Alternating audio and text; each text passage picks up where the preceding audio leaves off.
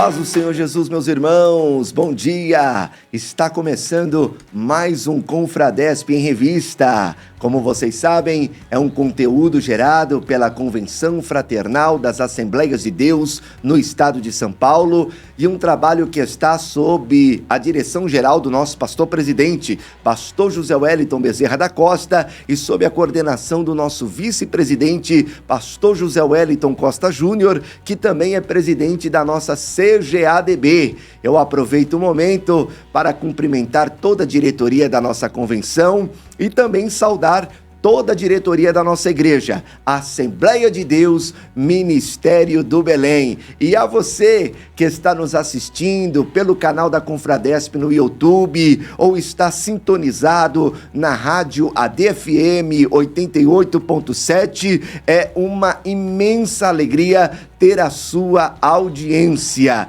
E a certeza que eu tenho no meu coração é que esta manhã de terça-feira será de grande edificação espiritual da parte de Deus para os nossos corações, para o nosso espírito e também para a nossa alma. E o convidado desta manhã é uma pessoa muito especial, uma pessoa muito querida pela diretoria da nossa igreja, um pastor muito carismático, e eu tenho certeza que nós vamos ser edificados por Deus através da história, dos testemunhos e dos grandes feitos que Deus tem realizado na vida, na família e no ministério do pastor Ivan Tavares, pastor setorial da cidade de Tiradentes, setor 63. Pastor Ivan, que alegria te receber. Obrigado por ter aceito o nosso convite. Seja muito bem-vindo ao Confradesp em Revista. Pastor André, para mim é um motivo de muita alegria, honra sempre estar aqui servindo a Deus, né? Servindo ao nosso ministério, ser participante desse ministério que, além de uma honra, eu me orgulho, porque tem coisa que a gente acaba dizendo que o Ministério do Belém está no nosso DNA, né? Então, temos algumas experiências, né? Não poucas comparado com bastante pessoas mais gabaritadas, mais preparadas do que eu, que por aqui já passaram. Certamente houve uma seletividade para isso, mas aqui estou para contribuir com alguma coisa de maneira que venha trazer crescimento, venha trazer fortalecimento na fé, desenvolvimento, né, para a vida de todo aquele que serve a Deus, né, do jovem obreiro e daquele que está iniciando, daquele que já tem uma caminhada na fé, que a gente sempre aprende um com os outros, né, através das experiências. Eu, particularmente, eu gosto muito de ouvir experiências, né, de pastores, principalmente pastores mais antigos, né, que tem aquela peculiaridade da simplicidade que, através das mãos de Deus sobre a sua vida, tem feito grandes coisas.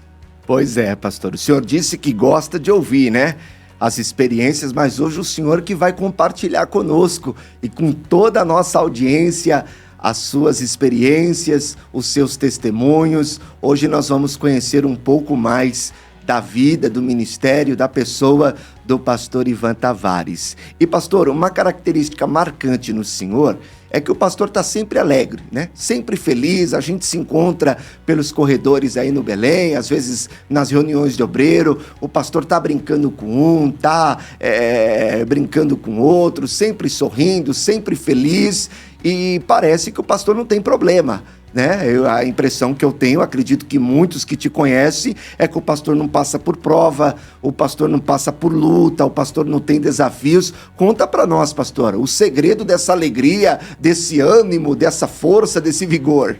Bom, problemas todos temos, né? E cada um tem uma intensidade maior, e os problemas na vida do crente nunca devem deixar de existir. Porque se não houver problemas, se não houver lutas, dificuldades, não houver momentos de tempestade, você não tem oportunidade para poder contar dos grandes feitos, né, que o Senhor faz, né, e já fez por cada um de nós, né? O segredo aí é o que a Bíblia diz, né? A alegria do Senhor é a nossa força. Então, glória a Deus. É por isso que a gente deve sempre estar independente das lutas, das dificuldades, mas saber que esta alegria que vem da parte de Deus para a nossa vida é que nos dá força para poder passar pelas dificuldades, né? E não são poucas as dificuldades que o salvo em Cristo Jesus ele passa, né? Mas a palavra do Senhor diz: no mundo tereis aflições. Jesus não prometeu um mar de rosas, não prometeu um período de happy hour todo dia, né? Sim. Não, no mundo tereis aflições. Esta é uma afirmativa que Jesus ele declarou, né? Que cada um passaria, mas ele também nos deu uma palavra de ânimo, né? Uma injeção de ânimo sobre a nossa vida, dizendo: mais tem de bom ânimo. Né? Olha aí, ou seja, as aflições, elas... Paulo escreve dizendo que as aflições desse tempo presente não são comparadas, né? Glória a Deus. Com a glória, né? Que nós vamos estar participando dela. Então, qualquer que seja o sofrimento que o crente, o salvo em Cristo Jesus, ele passa, nunca vai ser comparado ao que Deus já tem preparado para a nossa vida, né? Então, eu vejo pelo âmbito que Paulo, eu gosto muito de ler Paulo, né? E quando ele fala que nada pode separar-nos do amor de Deus que está em Cristo Jesus. Nem altura, nem profundidade, qualquer outra coisa que possa ser semelhante, não pode de maneira alguma separar a vida do cristão. Hoje a gente vê uma febre na vida das pessoas, que qualquer pessoa que passa por problema aplica aquela frase que todo mundo já conhece: o fulano de tal está passando por um momento de depressão, né? Então, parece que as pessoas passaram a valorizar mais a expressão depressão do que a cura na alma que o Senhor Jesus ele tem para cada um de nós, né? Glória a Deus. E essa cura na alma, de repente, ela está ligada a uma ansiedade, né? Sim. E que às vezes a gente esquece, porque a própria Bíblia diz, né, que toda ansiedade ela deve ser lançada aos pés do Senhor, né? Ela deve ser colocada aos cuidados de Deus. E é isso que nós precisamos ter. Então, independente do crente ter luta, do crente ter dificuldade, eu preciso saber e fazer essa separação, que os meus problemas pessoais não podem ser interferidos no meu problema espiritual, né? A minha forma de ser, independente de eu estar com a conta negativa, né? Sim. Ou não, ela não pode, a conta negativa, ela não pode apagar o brilho, né? Sim. O brilho da alegria, a salvação, que ela é indivisível na vida do crente. Então não pode, só que hoje acontece com muita facilidade que qualquer pessoa que você vai falar: eu tô assim, eu acho que eu tô entrando em depressão porque acabou, eu era a última colherzinha do café da manhã, mas calma aí, mas será que tudo isso é superior? Vale a pena esse tipo de sofrimento e substituí-lo pela alegria que o Senhor ele promove na nossa vida, a alegria de salvação, a sua presença, que ele prometeu. Ele não foi um negócio assim: vou ver se dá para fazer. Não, ele disse: eu estarei convosco todos os dias até Glória a consumação do século. Então, essa alegria do Senhor, que ela é a nossa força, né? Essa alegria que não brota de uma bebida, que o crente não bebe, né? O crente não fuma, o crente não usa drogas, porque tem muita gente que aí, para ele se alegrar, ele precisa de um elemento a mais, um elemento químico, né? Ele precisa, sei lá, extravasar, ir para um show, como que é o nome do show que o pessoal fala aí, das comédias, né? Aí tem de stand-up? Os stand-ups, era esse nome em inglês aí que eu queria achar, mas eu não sou bom disso. Então, às vezes as pessoas, para poder se alegrar, vai para um stand-up, vai para um show, vai para um circo, né? Mas depois que passa o espetáculo, a vida continua, o problema continua. Mas quando eu tenho a Bíblia, a palavra de Deus como alicerce da minha vida, eu não tenho motivo nenhum, né? Tá certo? A gente vai ter problema, mas esse problema não pode ser superior à alegria da presença de Deus sobre a minha vida, né? E a gente sabe, né, que tem horas que você acaba demonstrando isso daí, né? Acaba demonstrando fragilidade. Os grandes homens de Deus demonstraram, Sim. André, fragilidade. O Elias foi parar numa caverna. Olha aí, ó. O Elias foi parar numa caverna, Forte, entristecido, hein? E tal. Aí, até o dia que Deus achou ele e falou: calma aí, Elias, por que o motivo dessa sua tristeza? Tem mais 7.000 ainda que estão dando risada, Elias. Olha aí, ó. Tem 7.000 que estão alegres, que não se dobraram, que passaram o mesmo problema que você, que passam o mesmo problema que você, mas que não se dobrou. Então, essa tristeza não é o suficiente para te involucrar, não é o suficiente para te prender dentro de uma masmorra, dentro de um quarto escuro, né? Eu gostava muito de...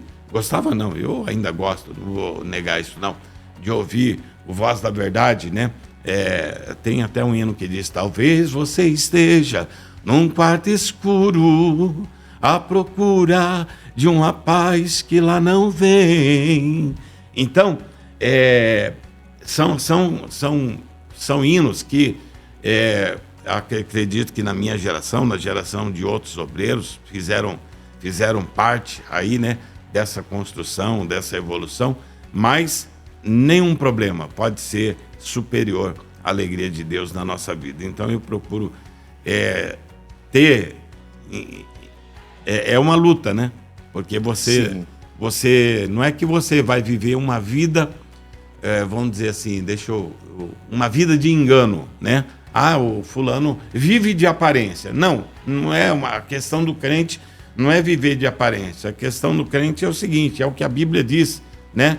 A mulher, quando teve problemas lá na sua casa, que perdeu o marido, perdeu o filho, né? Foi procurar o profeta e o profeta perguntou para ela: vai tudo bem contigo? Olha aí, ó. Vai tudo bem na tua casa? Vai tudo bem com teu marido? Vai tudo bem com teu filho?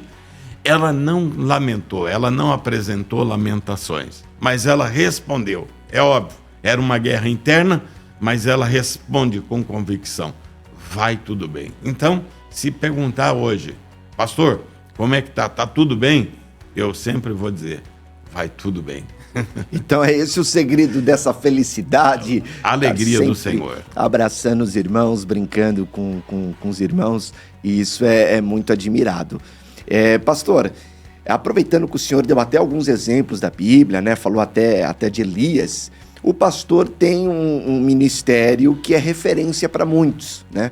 Hoje, o pastor Ivan, ele é da confiança dos nossos pastores presidentes, de toda a diretoria da nossa igreja, tem um ministério sólido, um ministério ativo, um ministério abençoado por Deus. E para os jovens obreiros que estão começando agora, né? Às vezes olha o exemplo do pastor, por exemplo, e às vezes percebe que tudo foi muito fácil, muito rápido, as coisas foram muito assim, de repente. Qual o conselho que o Senhor daria para eles? Há desafios, existem obstáculos, existem dificuldades, existem provações. Como é esse caminho a ser percorrido para alcançar um ministério sólido? Bom, pastor André, a vida do salvo, principalmente daquele que deseja, né? Paulo escreve a Timóteo dizendo que aquele que deseja o episcopado, excelente coisa deseja, né? Então, o ministério em si, ele não se alcança com barganha, né? O ministério em si, ele se alcança, em primeiro lugar, com a convicção de que foi chamado por Deus, né? Uma convicção de que Deus quer atuar através da sua vida, mas existem alguns elementos necessários. E alguns elementos necessários que eu aplico aqui, e eu gosto e sempre busco segui-lo essa orientação. Em primeiro lugar, estar sempre submisso. Em primeiro lugar a Deus, submisso à liderança da igreja. Seja o dirigente da congregação, seja o líder do grupo que participa, o líder de jovens, seja qual for. Então, em primeiro lugar, a submissão, em primeiro lugar, a Deus e a liderança da igreja. Por quê? É a liderança da igreja, eu vejo a pessoa do líder da igreja como aquela pessoa a quem Deus ele vai preparar para te moldar. Sim. Entendeu? Porque Deus já preparou ele, né? E até de uma certa forma, às vezes a gente pensa assim, nossa, mas como o pastor foi tão duro com fulano de tal, né? E Sim. às vezes a gente não entende. Hoje eu entendo, né? Hoje eu entendo o quanto o meu pastor na época era duro em determinadas ações, né? Sim. E ele era inflexível em determinadas ações. Por quê? Porque hoje eu vejo que tudo aquilo que eu aprendi através da vida do pastor, através do ministério do pastor, que Deus preparou para que eu pudesse aí seguir na orientação espiritual, né? Seguir com exemplo de trabalho, com exemplo de vida, com exemplo de moral, com exemplo de vida espiritual, né? De oração, de leitura da palavra, de aplicação. Então, eu vejo essa questão da submissão, a obediência a Deus, em primeiro lugar, né? A obediência Sim. ao ministério, a obediência à liderança. Porque hoje tem muita gente que ele quer ser o obreiro, mas ele não quer se submeter à liderança. Ele quer começar pelo degrau de cima da escada. Ele já está no topo voando, né?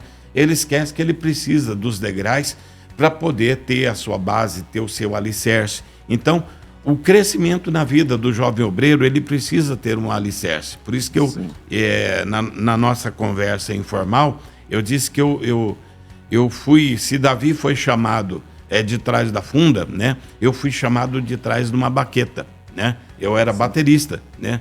Então, a minha vida, logo quando eu voltei para Jesus, comecei a gostar da música, participar, tocar, né? Mas assim, não era isto, né? O plano da gente não era esse, né? A Bíblia diz que o pensamento do homem é um e o de Deus é outro, né? Sim. Meu pensamento na minha adolescência, logo que eu saio da fase de criança para adolescência, né? Até passando aí uma aplicação, eu nasci no lar evangélico, mas meu pai não era evangélico, Sim. apenas minha mãe, né? E minha avó. Então, eu louvo a Deus pela vida da minha mãe, eu louvo a Deus pela vida da minha avó, porque a minha avó, hoje ela já dorme no Senhor, mas ela faleceu com 105 anos de idade. Ela nasceu no lar evangélico, foi instruída no lar evangélico pela minha bisavó, né? Então, assim, a geração nossa não é uma geração que começa num preparo do estralo de dedo, começa no preparo de uma indicação, põe o cara na liderança, põe esse menino, põe essa menina, porque hoje a gente tem muita figura feminina, boa Sim. de liderança também. Sim. Né? Até pessoas pregando o evangelho. Sim. Mas não começou nada por aí, não começou lá em cima no topo. Começou desde uma preparação, né? Desde a criação, né? E até a Bíblia diz, ensina um menino no caminho que ele deve andar. E quando ele crescer, ele não se desviará dele, né? Então, eu louvo a Deus, porque eu tive essa oportunidade de ser instruído, né? Através da minha mãe, através da minha avó, né? De ter toda essa preparação já desde o nascimento, né? O nascimento já foi uma situação assim bastante surpreendente, porque não era esperada a minha chegada. Sim. Mas eu vim depois de 10 anos do meu irmão, que hoje é o meu irmão mais acima de mim, né? Então, que também é obreiro na casa do Senhor. Então eu cheguei do nada, né? E já desde o nascimento, o médico já gritou, vai nascer aqui um doutor, vai nascer um médico, vai ser eu acho que ele vai ser um advogado, né? E a minha avó já decretou já para o médico na hora, né? Porque os partos tudo era com a presença ali da família. Não, ele vai ser um pastor. Glória a Deus. Ele vai ser um pastor, né? E engraçado que desde a minha infância, André, já crescendo na igreja, participando dos cultos, eu ficava lá atrás, no último banco, de pé, né? E eu ficava repetindo o que o pastor, parecendo o eco da voz do pastor.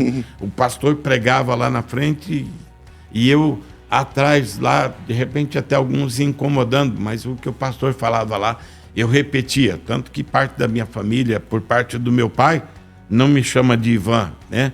Me chamam de pastorzinho, por conta dessa característica. Então, é uma característica que foi crescendo, né? Foi desenvolvendo a parte infantil na igreja, participando. Na adolescência, você sempre tem aquela figura assim de conhecer alguma coisa. De descobertas, né? Descoberta. Um conhecimento que ele é muito prejudicial. Sim. Eu não aconselho ninguém a fazer isso. Principalmente quem tem servido a Deus, quem foi apresentado ao Senhor, não incentivo, né? Tem pessoas que até incentivam. Não tem nada interessante. Não, deixa ele ir lá dar uma passeada. Não, crente nenhum tem que passear em canto nenhum, né? Sim. O crente tem que servir a Deus, tem que ser instruído. E eu tive algumas experiências. Me afastei um pouco do evangelho na adolescência. Quando eu voltei, né? Eu estava fora da igreja, minha expectativa era ser jogador de futebol, né? Passei por alguns clubes, fiz peneira no Corinthians, no Juventus, fiz peneira na Portuguesa, fiz peneira, ia fazer peneira no Palmeiras na época, mas a família pobre, sem recurso, olha não só, tinha, então um dado interessante. não então, tinha essa Pastor Ivan era para ser um craque dos gramados. Era para ser um craque dos gramados. Aí chegou na época que eu estava afastado da igreja, na adolescência, Deus envia uma profeta, né, que não era da nossa igreja, não era da nossa convivência, uma irmã que nem conhecia minha mãe, mas foi lá na porta da casa dela e falou: eu vim aqui como uma profeta de Deus, dizendo que a senhora arruma tuas malas, arruma a tua casa, porque vocês vão mudar de lugar. Então, eu, apesar de nascer na Bahia, vim para São Paulo com 1 ano de idade, permaneci toda a minha criação e adolescência em São Paulo, e agora ouvi de falar de ir para a Bahia, uma vez que eu já tinha ido na Bahia, eu conhecia a realidade do lugar. Falei, mas eu não vou. Mas filho menor não se domina, né? Hoje tem alguns pais que têm dificuldade de dominar uma criança. Olha aí, mas ó. Filho menor não se domina. Por isso que eu digo que a obediência, ela tem que ser instruída desde o berço. Com porque certeza. A criança que ela é instruída desde o berço, quando ele cresce, ele torna um obreiro, ele sempre vai ser obediente, não vai dar trabalho para pastor, não vai dar trabalho para líder, né? Então, na minha expectativa, qual era? Era ser jogador de futebol. Tá bom, eu vou para a Bahia, mas chegando lá, eu vou procurar o clube e eu vou me candidatar. E justamente eu fiz isso. Comecei a ingressar lá, na época, fui fazer um teste no Serrano, né? E para jogar no Serrano era um time da minha cidade lá de Vitória da Conquista. Hoje é o time do Conquista, né? Não tem mais o Serrano. Mas a atuação na escola, com os meninos e tal, queriam me levar para Itabuna, para o Catuense, para jogar na Catuense. Mas, como eu disse, família sem recurso, não tinha oportunidade de melhorias, né? Mas o pastor, pelo que a gente observa, estava determinado. Era essa carreira. E eu comecei a gostar da música. E olha o dado interessante. Eu comecei a gostar da música e, afastado do evangelho na adolescência, eu chego na Bahia, quem que eu encontro? Não encontro uma pessoa para me levar para a igreja, mas encontro pessoas para me levar para ir atrás de trio elétrico. E aí, eu gostava de cantar, eu gostava de tocar, já recebi convite para... E na Bahia eles gostam muito, né? Bahia é o ano todo, é trio elétrico. Não é só no carnaval. Não, é o ano todo. E quando Se chegar agora lá na Bahia, não tem numa cidade, tem na outra, é essa oportunidade. E aí eu vou falar um pouquinho dessa experiência, até correr para a gente ganhar tempo aqui e explicar um detalhe que acontece logo na frente. Então, a minha oportunidade qual era? Alguém me convidou, ó, se você continuar por aqui com a gente, eu consigo fazer você até fazer participação musical e até cantar em cima do trio elétrico. Né? Opa! E aí eu comecei a ver, mas qual era isso daí? Era uma armadilha de Satanás para me tirar do propósito. Uma isca. E qual era o propósito? Não, o propósito que eu tinha da parte de Deus é uma criança apresentada na igreja, uma criança participando de escola bíblica dominical. Eu sempre participei e ganhei todos os troféus que eram necessários e todos os prêmios na época de escola dominical, mas agora se afasta do evangelho e o inimigo apresenta uma outra proposta. Qual era a proposta? Ir para o jogo de futebol e ser cantor, né? Tudo que dava visibilidade, né? Então, a situação não foi possível. Por quê? Deus trabalha de formas que a gente não imagina, né? Trouxe uma enfermidade na vida do meu pai que me chama a atenção, e quando esta enfermidade me chama a atenção, né, eu fiz uma oração a Deus. Mesmo no erro, mesmo na dificuldade, mas eu fiz uma oração ao Senhor e disse: Deus, se o Senhor curar meu pai estava em coma, com 700 de diabetes, estava internado, amarrado, pés e mãos. Sim. Né? Todos os reflexos que acontece em uma pessoa que perde o senso da vida, e já tinha ocorrido na vida dele. Mas eu fui para a oração, e eu fiz uma oração a Deus e disse: Senhor, se o Senhor curar meu pai, eu quero fazer uma promessa diante de ti. Foi eu e Deus, numa oração. Eu retorno à igreja e prometo nunca mais sair dela. Glória a Deus. E quero, de fato, exercer aquilo que o Senhor tem proposto para a minha vida. E com uma semana, André, que eu fiz essa oração, meu pai já tinha recebido alta no hospital. Com 15 dias, meu pai já estava com meia dúzia de cabra amarrada na corda e pastando na beira da rodovia. Meu Deus. Eu volto para a igreja. Volto para uma igreja batista, porque antes de sair do evangelho, eu era de uma igreja batista. Sim. Criado na Assembleia, mas tive que ir para a igreja batista para poder acompanhar uma prima minha que tinha problema de epilepsia, não podia andar sozinha, e minha mãe falou: você vai para a igreja batista acompanhá-la. Mas eu não gosto da igreja batista, eu gosto da Assembleia, tal. Mas eu gostava da Assembleia, sim, eu falava que gostava para agradar minha mãe. Sim. Mas na Assembleia eu não podia jogar bola, não podia fazer isso, porque os irmãos já batiam lá na porta na esquina da rua, eu já tinha que correr, que era para não ser chamado a atenção pelo pastor, né? Então, e a minha criação toda foi na Vila Talarico. A minha infância foi na Vila Talarico. A minha adolescência foi na Vila Talarico, mas aí eu fui lá para a Igreja Batista e dali eu me afastei. Mas retornando, fiz esse compromisso com Deus, retornei, né? Voltei até para uma igreja batista, comecei a participar lá, mas de repente um irmão falou: eu descobri uma igreja que tem um pastor que é pentecostal, um homem de Deus, e você vai gostar. E nós fomos num culto, né? E chegamos lá, me chamou a atenção pela simplicidade do pastor, o jeito dele, uma vida de oração, uma vida de jejum, né? Era um homem de Deus, pastor Valmir, né? Não era Assembleia de Deus, era um outro ministério. Mas me chamava a atenção pela sua dedicação na oração, no jejum. Era alguém que passava 15 dias ininterruptos, sem água e sem comida, na presença de Deus. E aí surge uma situação. Qual era esse período? Período de carnaval. E se tem um negócio na Bahia difícil do crente acompanhar, é ser crente no período de carnaval. Porque em qualquer lugar que você vai, é na rua, é na praça, é no clube, é em qualquer lugar. Para o Estado. Para. E quem já tem tendência à música, isso, aquilo, outro, tal, a situação é bastante... É difícil. É prova. É prova. E minha prova estava aí. Mas aí ia haver um retiro espiritual. E a igreja promoveu um retiro espiritual. E como a gente tinha muito conhecimento com muita gente lá, todo mundo, vamos para o retiro na minha igreja, vamos para aquele. Mas nunca deu certo de acertar com nenhum desses. E eu fui para essa igrejinha, né? Nesse retiro espiritual. Era numa fazenda, né? A gente chegar lá, nós somos realmente, literalmente de pau de arara, né? Com mala, com cobertor, com colchão enrolado, que no local não tinha nada. Sim. E foi uma prova, o caminhão quebrou, né?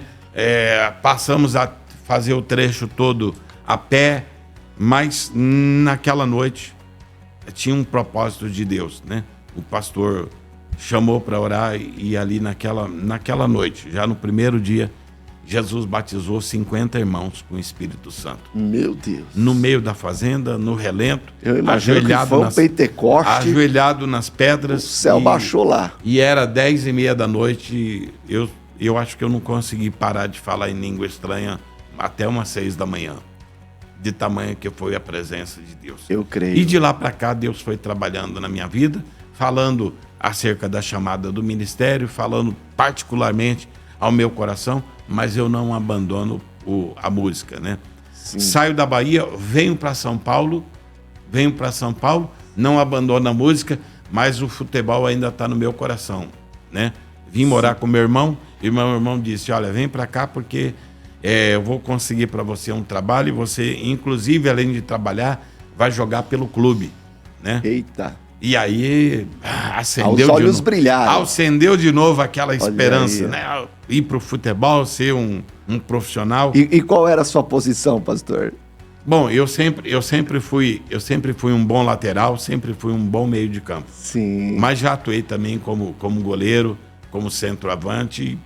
E assim, modéstia à parte, eu posso dizer assim, eu chuto com as duas pernas. Olha, né? Aí, ó. E um diferencial. É um diferencial, né? Mas nada disso é relevante para o plano espiritual, né? Sim. Mas assim, é o que eu posso dizer. Alguém que tinha uma esperança em algo, mas que Deus tinha um chamado e um preparo para outro. Sim. E prevaleceu o chamado da parte do Senhor. Glória a Deus. Então, logo que eu retornei, comecei a atuar na igreja, participar, né? Tocar. Comecei a tocar bateria, aquela bateria de dedo, logo quando eu retorno a São Paulo, aquela bateria digitalzinha. Sim, né? lembro. Acho que tem pouca gente que nem sabe o que é isso, né? E fazia ali aquele né? E depois eu comprei uma bateria velha, né? Que não tinha carro. Eu fui buscar essa bateria lá em Santo Amaro com outro rapaz. Reformamos essa bateria, né? O pessoal que tocava ficou assim impressionado. Que bateria é essa? Que som é esse? Eu falei, isso daqui é um som que Deus deu. Então, é um negócio espetacular. Então, comecei a atuar na parte da música, servir a Deus, fazer o trabalho de evangelismo e participar mais recentemente na liderança. Depois vi conhecer a minha esposa na igreja, né? Jesus preparou uma situação bastante interessante, porque é no culto, né? Os jovens se conhecem no culto, né? Claro, opa. Então, no culto, eu tocando, e eu nem imaginava que a Miriam já estava de olho em mim. Eu gostava de usar, então até hoje eu usava um óculos azul. Na época ninguém tinha esse negócio, né? Mas eu gostava de um óculos azul, um negócio diferente e tal. E aí o pessoal, olha, o menino da bateria ali, do óculos azul, né? Eu tinha um compromisso de noivado, namoro com uma moça, mas não foi de Deus. Eu terminei o noivado, né? E logo na sequência eu conheci a Miriam, viemos passar a conversar, e aí firmamos o compromisso do namoro, do noivado, do casamento, 1 ano e 10 meses. No dia que eu cheguei na casa dela para poder falar do namoro, e o pai perguntou, mas você tem pretensão de casar? Eu falei, tenho. Tem casa não. Mas você tem disponibilidade para trabalhar e construir? Eu falei, a hora que quiser.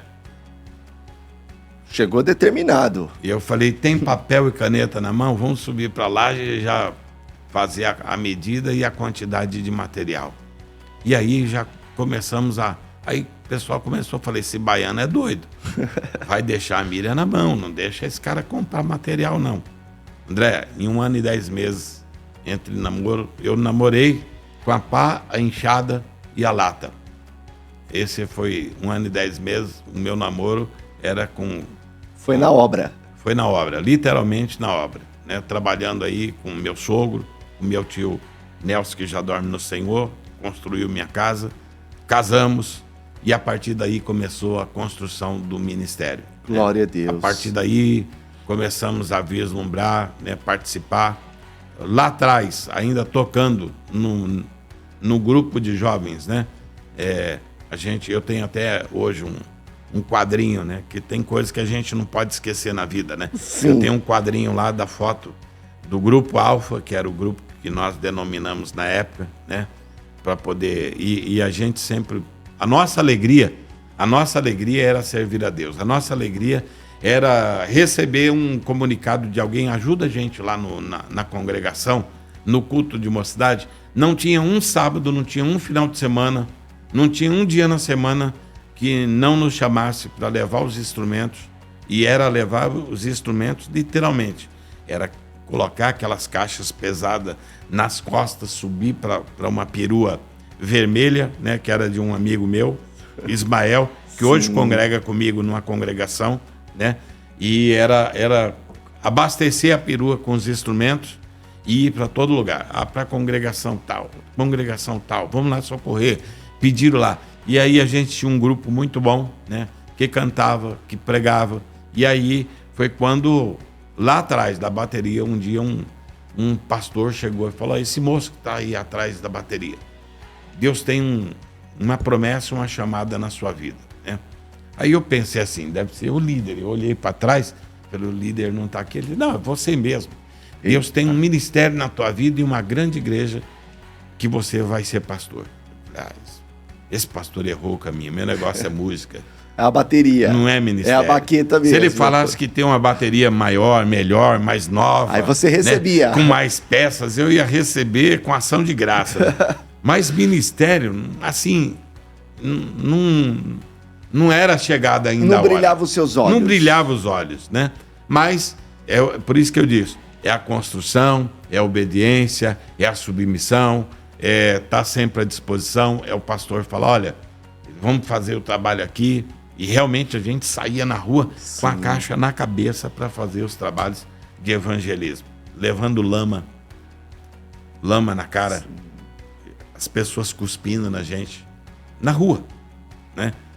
Endemoniado, né? Vindo para cima, bêbado, mas quando Deus ele chama, né? Não tem esse negócio. Então, essa parte aí foi uma parte muito, muito especial. E aí, num culto, numa casa, a gente sempre gostava de participar no culto nos lares, né? É uma das bases do crescimento da igreja, né? Sim. O Evangelho de Atos, capítulo 2, 42, diz que a palavra do Senhor ela crescia tanto no templo quanto nas casas, né? Então, eu gostei sempre de culto no lar. E nesse culto no lar, Deus levanta um profeta um dia lá e diz acerca do meu ministério, né? Acerca da nossa chamada, de que nós estaríamos subindo 2 degraus. E eu, a princípio, eu não entendi qual era esse 2 degraus, né? Eu falei: 2 degraus? Que degrau que é esse, meu Deus do céu? Mas, logo na sequência, o pastor manda um aviso através do dirigente. Irmão Pereira falou que é para você assumir a congregação da Liberdade 3, né? E eu já tinha tido a experiência de pregar 4 vezes no culto regional de mocidade lá em Itaquera, né? Sim. Sempre fui feliz em estar em Itaquera, gosto muito de Itaquera, minha casa, né? Minha base de formação. E ali foi por onde Deus preparou que o meu ministério pudesse crescer, desenvolver, participando, estando ativo na congregação, sempre obedecendo às ordens do ministério local, setorial, né? E as convocações que eram feitas na época para poder participar, não sei se chegou da sua época de participar, de ir para o Parque do Ibirapuera, né? Participar dos trabalhos quando era feito no ginásio do Ibirapuera, no Pacaembu, né? No estádio da Portuguesa, ali no ginásio da Portuguesa, alguns trabalhos que nossa igreja fez ali, que sempre fazia, mas um destaque que eu sempre dou e valorizo isso, e incentivo a que cada jovem faça isso, é que tenha sempre a palavra de Deus como a melhor profecia para a sua vida. Porque um momento da minha vida, André, eu precisei de tomar uma decisão. como eu disse, eu tinha um compromisso de um noivado com uma outra pessoa e, de repente, uma mensagem que eu ouvi, né? Deus virou uma chave na minha vida. E eu ouvi, no mesmo dia, 2 mensagens. Na época, salvo engano, uma palavra que eu ouvi foi do pastor Paulo Lucas Sacramento, que já dorme no Senhor, né? Que ele estava pregando sobre vaso rachado, né? Vaso rachado. E eu, na época, apesar de participar, de estar no grupo, eu me sentia dessa forma. Eu sentia que eu me enchia num dia, esvaziava no outro, né? E numa outra palavra que nesse mesmo dia pregou o pastor Idecaso Takayama, né? Uma palavra baseada na vida de Ló, dizendo: foge pela tua própria vida. Sim. Então eu entendi aquilo ali como uma resposta que eu fui buscar de Deus, né? Sim. Porque uma das coisas que a gente precisa estar antenado com o Senhor é que a palavra de Deus, ela fala. A palavra de Deus, ela é a maior profecia. Então, quando eu vou para o culto, eu não vou para o culto com ar de eu vou lá porque eu vou encontrar, eu vou lá porque eu vou cantar, eu vou lá porque eu vou pregar. Não, eu vou lá porque eu vou me alimentar da palavra de Deus. Glória então, a Deus. É a palavra do Senhor que dá direcionamento à nossa vida. E a gente costuma dizer, lá os pregadores, né? A palavra de Deus, ela é bússola. A palavra de Deus, ela é alimenta. A palavra de Deus é direcionamento. A palavra de Deus, se fosse hoje dizer, a palavra de Deus é o nosso Waze, né?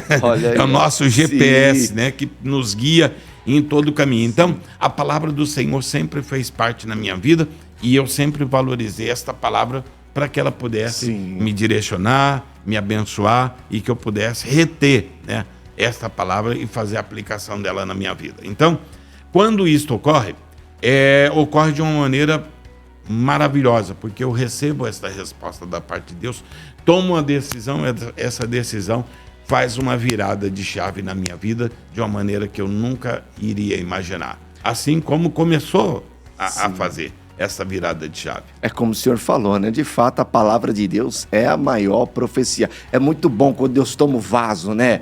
O vaso vem marchando, eis que te digo, assim diz o Senhor, e começa a proferir todos os mistérios de Deus ali para a nossa vida. Mas a maior profecia é a palavra de Deus. Você vê, a palavra de Deus, ela é tão maior profecia, porque depois de ter ouvido Deus falar através da palavra, né? E a gente precisa ter essa prática de falar, eu vou na igreja porque eu quero ouvir Deus falar através da palavra na minha vida.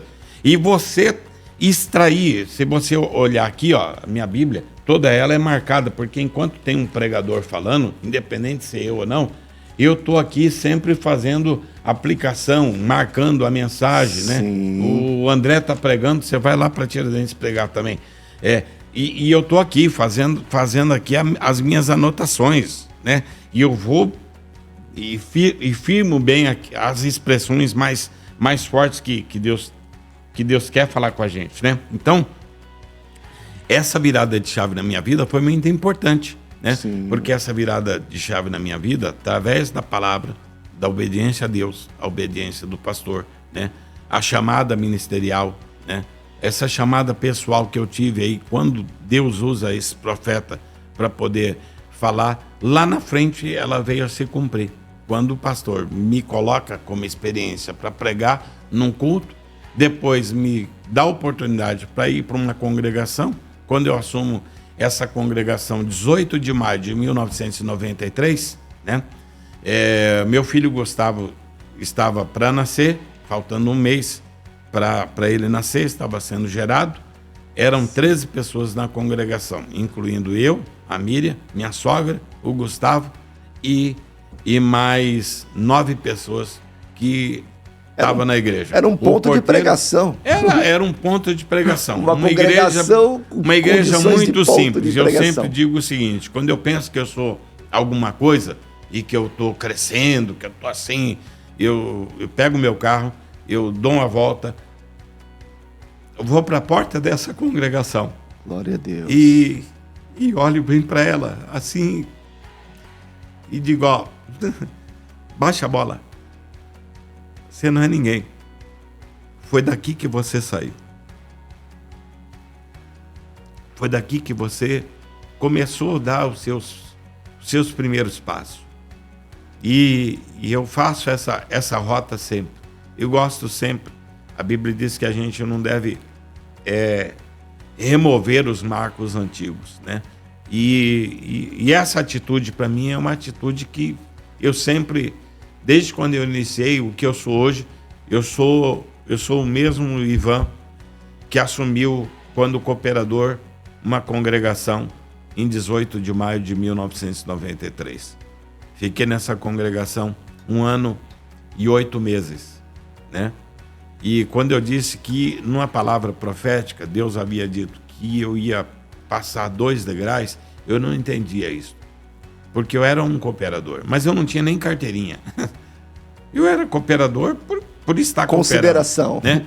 Era diácono por operação de função, mas não era de fato, mas não era de direito, né? Então, essa chamada, ela foi crescendo, evoluindo, desenvolvendo. E de cooperador, né? Um dia eu viajo para o Mato Grosso, ainda dirigindo essa congregação, período de férias com a família, e viajo para o Mato Grosso. Quando eu chego no Mato Grosso, Deus toma um profeta e diz: quando você voltar a São Paulo, você tem uma grande surpresa que Deus vai fazer na tua vida. Meu Deus. Mas não falou que era. E era Natal, passamos o Natal com a família no Mato Grosso, retornamos, porque eu queria passar na congregação o culto da virada de ano. E quando eu chego na congregação, eu recebo um aviso por parte do irmão. O irmão Pereira falou para você não faltar amanhã na reunião de obreiro. Na época, as nossas reuniões de obreiro do primeiro dia do ano eram feitas no Belém. Já no primeiro dia do ano, nós já tínhamos culto à tarde, né? Já tínhamos a primeira reunião de obreiro do ano, no primeiro dia do ano, no culto à tarde, né? Que o pastor presidente sempre fazia. E nesse dia, eu fui chamado e apresentado para servir a Deus como presbítero. Por isso que a palavra dos 2 degraus, eu já passaria já para o 2º degrau direto. Meu Deus. Né? E foi uma surpresa, hein? E foi uma surpresa, porque eu não imaginava que isso podia acontecer, né? Nosso curso teológico à época, ele foi o curso teológico ministrado pelo pastor Valdir Nunes Bíssigo, né? Nós fizemos nosso curso teológico por módulos, né? Os livrinhos pequenininhos que eram editados pela CPAD, né? Então, a nossa formação, ela é um pouquinho, tem uns janeiros aí, né? Pois é. E aí Deus foi abençoando, né? De presbítero, eu fui evangelista, né? Fui passando por algumas congregações, foram ao total 22 anos servindo a Deus em Itaquera, dirigindo congregação.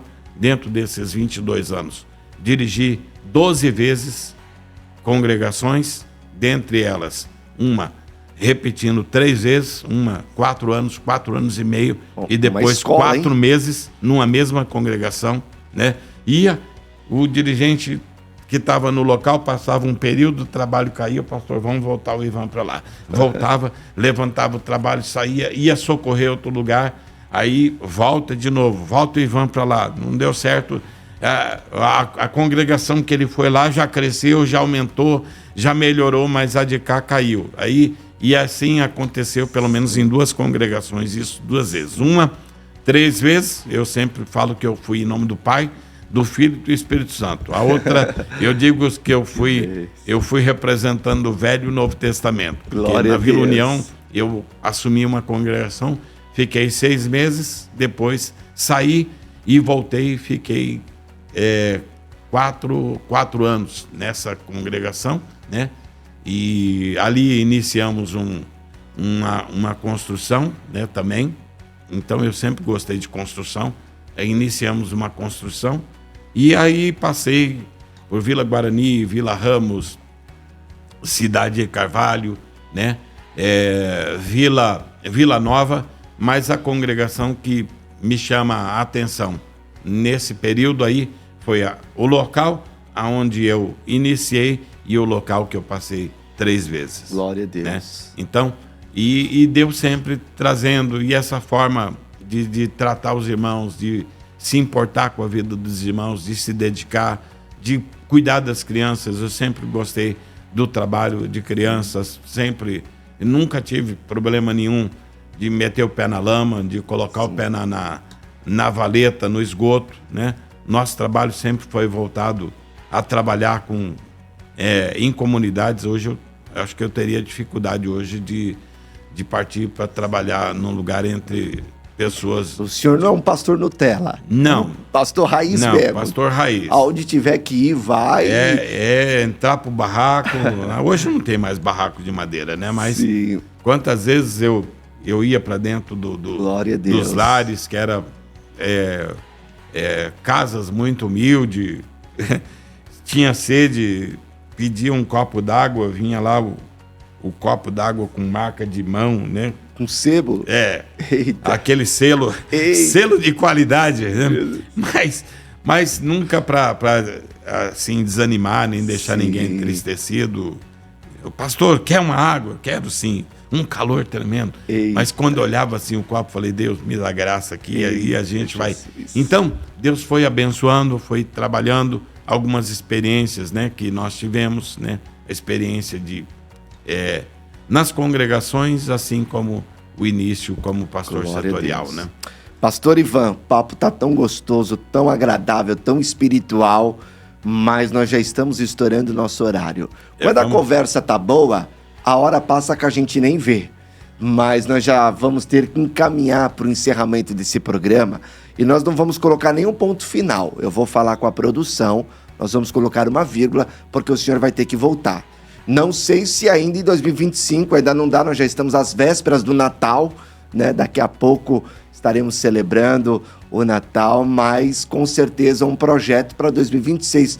O senhor retornar e continuar contando aí essa trajetória. É muita história, né? É muita história para ser resumido dentro de um período curto, né? Porque é o que eu disse, né?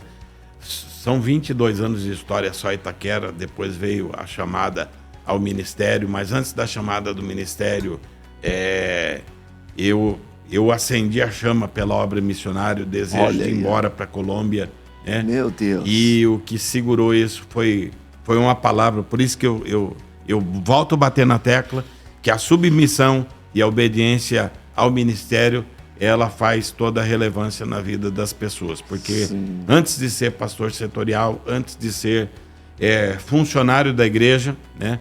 Eu tinha um desejo, aí estava assim, o coração ardendo, pegando fogo pela obra missionária, de ir embora para a Colômbia, de trabalhar na Colômbia.